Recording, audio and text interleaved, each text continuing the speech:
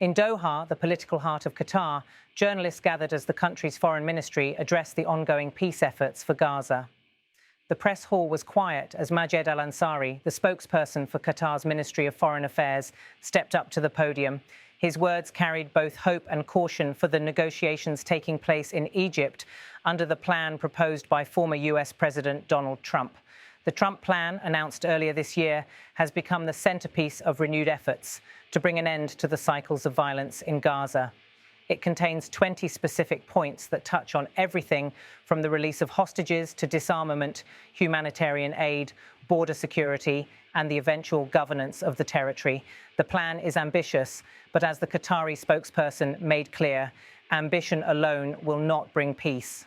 Speaking deliberately, Majed Al-Ansari said, "The guarantee lies in the existence of an applicable, practical plan accepted by all parties, with guarantees, especially from the United States and other relevant actors. I think it is still too early to talk about alternatives to any plan. What we are currently discussing is the implementation and execution of this plan, to which all parties have agreed.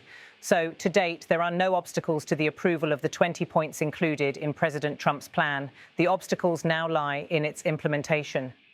His comments reflected a fundamental truth about peace negotiations in the Middle East. Often, the challenge is not in reaching political consensus on paper, but in making sure that each commitment can be carried out on the ground. Implementation requires trust, technical cooperation, and guarantees from powerful stakeholders. Al-Ansari went on to stress the need for practical coordination, noting all parties involved in this session support efforts to reach consensus, but many details need to be addressed. The plan includes about 20 points, all of which require practical interpretations on the ground, which of course requires exchanges with all parties concerned. These words highlight the complexity of the process. While the broad contours of the Trump plan may appear clear in diplomatic communiques, they touch on highly sensitive matters. Each point involves operational decisions that affect thousands of lives, from the security of border crossings to the timing of prisoner releases, and from the flow of humanitarian aid to the disarmament of armed factions. For Qatar, which has played a mediating role in several past negotiations, this is familiar terrain. Doha has often been at the crossroads of such high-stakes talks, balancing its position as a trusted interlocutor with its desire to avoid being drawn into the fray. Al-Ansari's cautious tone reflected that balance, hopeful about progress, yet careful not to overstate the ease of achieving it. The talks in Egypt, hosted in Sharm el-Sheikh, are seen as a crucial opportunity to break the stalemate that has plagued the region since the devastating violence of recent years. US officials view the Trump plan as a potential framework to bring both Israel and Hamas to a lasting compromise, while regional players such as Qatar and Egypt focus on ensuring that any agreement is workable in practice. The guarantee lies in the existence of an applicable, practical plan accepted by all parties, with guarantees, especially from the United States and other relevant actors. I think it is still too early to talk about alternatives to any plan. What we are currently discussing is the implementation and execution of this plan, to which all parties have agreed. So to date, there are no obstacles to the approval of the 20 points included in President Trump's plan. The obstacles now lie in its implementation. Diplomatic sources say that consensus has been reached on many of the plan's principles, including a phased exchange of prisoners, over 1,700 Palestinian detainees for roughly 250 Israeli captives and long-term prisoners. The plan also envisions an internationally supported reconstruction program for Gaza and the gradual easing of restrictions that have crippled daily life for its residents. But these agreements in principle face significant obstacles in execution. Verification of compliance, sequencing of steps, and monitoring by international guarantors remain contentious issues. Both sides harbour deep mistrust after decades of conflict and repeated breakdowns of previous deals. Al-Ansari's remarks were a reminder that no announcement, however promising, can substitute for the hard work of follow-through. The human dimension of these negotiations cannot be ignored. Families of hostages on both sides watch the proceedings with a mixture of hope and fear. Humanitarian agencies warn that delays in implementing the plan could worsen the already dire conditions in Gaza, where essential supplies and infrastructure have been strained by repeated cycles of violence.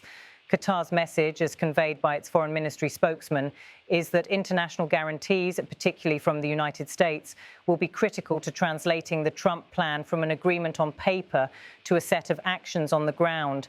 This emphasis also reflects Qatar's own experience in past mediation efforts, where a lack of credible enforcement mechanisms often undermined otherwise promising initiatives.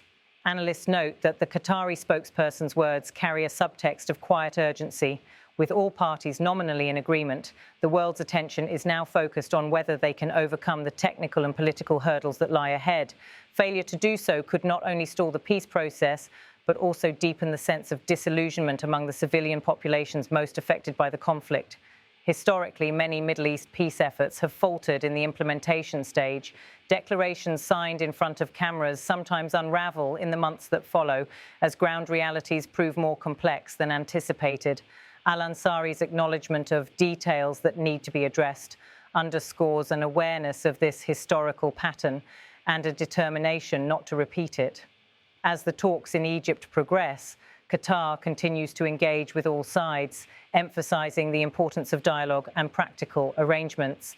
Its position as a regional mediator depends on maintaining trust with both the Palestinian leadership and Israel, while working closely with the United States and Egypt as the main external sponsors of the initiative.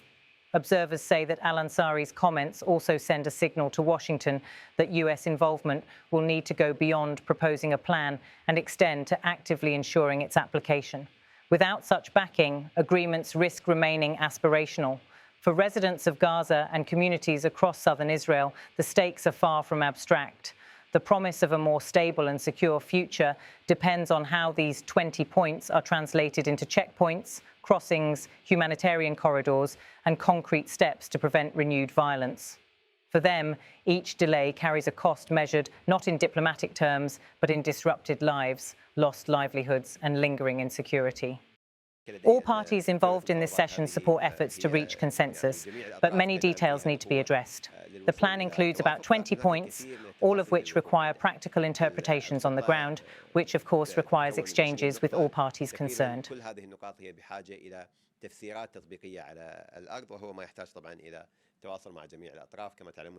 The diplomatic choreography unfolding in Cairo, therefore, is not just about political optics.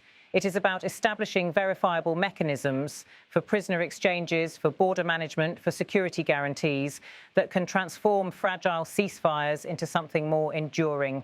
In this context, the Qatari spokesperson's emphasis on guarantees and practical interpretations reflects a sobering realism. While public attention often gravitates to the big personalities, to former President Trump, to Israeli and Palestinian leaders, the success of any peace plan rests on a myriad of small but vital steps. Each one requires coordination, trust, and the assurance that commitments will be honoured. As the world watches the negotiations in Egypt, Al-Ansari's remarks serve as a reminder that diplomacy is often less about dramatic breakthroughs and more about sustained problem-solving.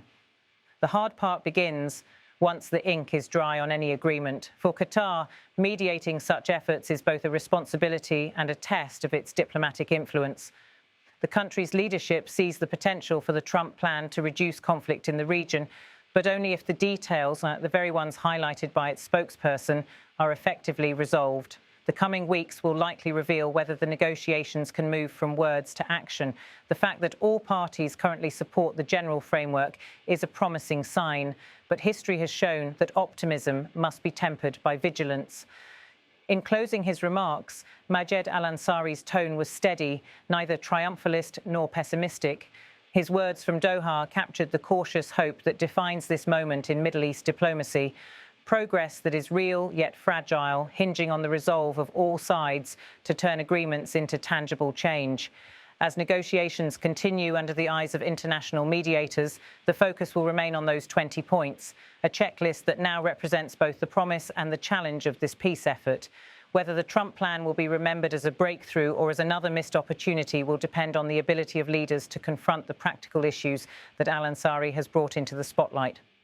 For now, Doha's message is clear. Consensus in principle is not enough. The true test lies in implementation, and that test, as Al-Ansari's remarks underscore, has only just begun.